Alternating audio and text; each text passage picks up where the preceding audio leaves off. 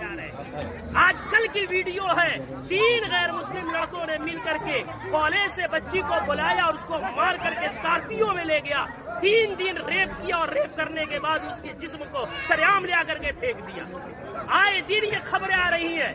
मैं पूछना चाहता हूँ, इसके पीछे के जिम्मेदार मुआशरे के हमारे और आप जैसे बेगैरत लोग नहीं है जो शादियों में, नाच गानों में, पैसों में आग लगा रहे और आग लगा करके शादियों को इतना मुश्किल बना दिया कि वक्त में शादियां नहीं हो रही है, जिसकी वजह से हमारी बेटियां, जज्बात उनमें भी है, जज्बात की रो में बह करके एजुकेशन वाली बच्चियां गैरों के गोद में खेल नहीं रही है, बल्कि टिश्यू पेपर बना करके उन्हें इस्तेमाल करके गली कूचों में फेंक नहीं दिया जा रहा है, बल्कि उनके चेहरे उड़ाए जा रहे हैं। इतने अदब व एहतराम के साथ बार बार इसरार करने के बाद झुक करके, बाप कह करके, भाई कह करके, ईमान का हवाला देकर, इस्लाम का हवाला देकर, पूरी सोसाइटी के आदो पैमान का हवाला देकर के कहा गया, लेकिन फिर क्यों नहीं माने?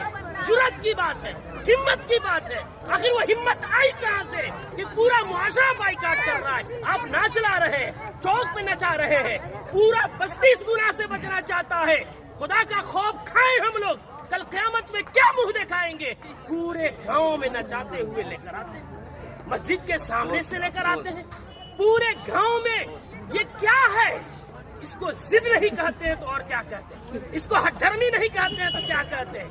कौन है वो मौलवी, कौन है वो आलिम दीन जिसने कुरान और हदीस पढ़ा है और इतनी सख्ती से मना करने के बाद उस मजलिस में, उस शादी में नाच गाना हो और वो निकाह पढ़ाए, उसका कुरान और हदीस इजाजत देता है? मैं तो एहतराम करता हूँ कि इन्होंने पहले ही जो हमसे मोहब्बत और शफकत के साथ इकरार किया है। कौन है ऐसा जो जिस मजलिस में नाच हो रहा हो, जिस स्टेज में वेशियों का धंधा चल रहा हो, जिस स्टेज में खड़ा हो करके बहनों के पाँव में घुंघरू बांधा जा रहा हो, उनके सरों से दुपट्टे खींचे जा रहे हो, जिस निकाह जो इबादत है उस इबादत के अंदर मुआशरे के लंगे और लुफंगे और लवंडे औरतों के पीछे तालियां बजा रहे हो, वो निकाह में किस मौलवी का इल्म इजाजत देगा निकाह पढ़ाने का? कौन सी कुरान इजाजत देगी? कौन सी हदीस इजाजत देगी? यहाँ सब कलिमा पढ़ने वाले हैं। हम मरेंगे, रब के सामने हाजिर होंगे।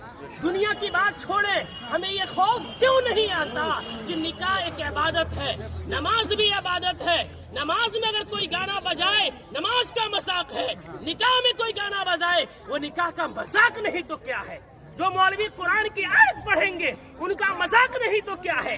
हदीस पढ़ेंगे, उनको पैरों की ठोकरों में रखना नहीं है तो क्या है?